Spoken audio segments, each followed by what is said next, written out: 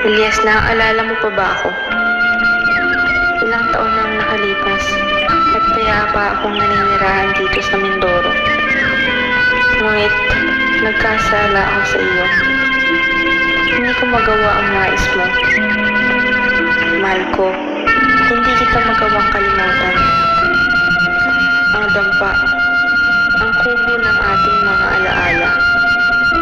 Kamusta? Natutulog ka ba sa aking dating hinihingayan?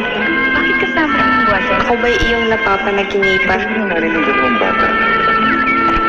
Sariwa pa, sa aking mga alaala, ang araw ng ating pagpapaalam sa isa't isa. Mula sa pagdiriwang nila Don Ibarra, Pero bakit naman siya? tinanong kita kung nakapagsaya ka ba, Baka nagnakaw din. kung anong mga ginawa ninyo, Kasangkot siya. at kung may babaeng nakapukaw sa iyo.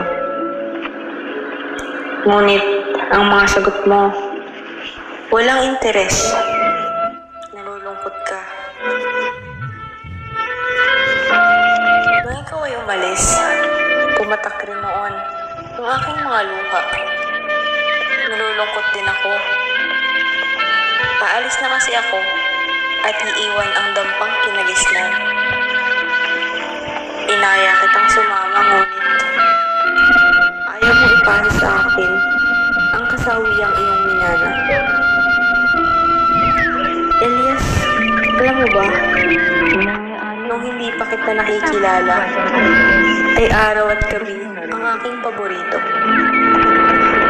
Ang araw, dahil sa kagandahan ng kalikasan, at ang gabi naman ay para sa pahinga at pangangarap.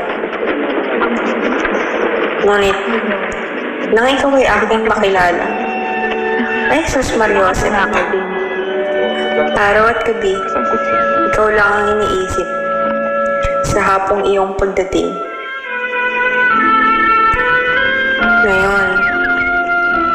Ngayon wala na akong paborito. Wala naman kasing Elias na pumupunta dito. O mahal ko, hindi man tayo pwedeng bumalik ng panahon. Hindi man tayo pwede noon at ngayon. Diyan sa kubo na puno ng ating mga alaala. Mananatiling ako Kasama ang buwan. at ikaw, Di ba siya yung narinig? nagmamahal, Salome.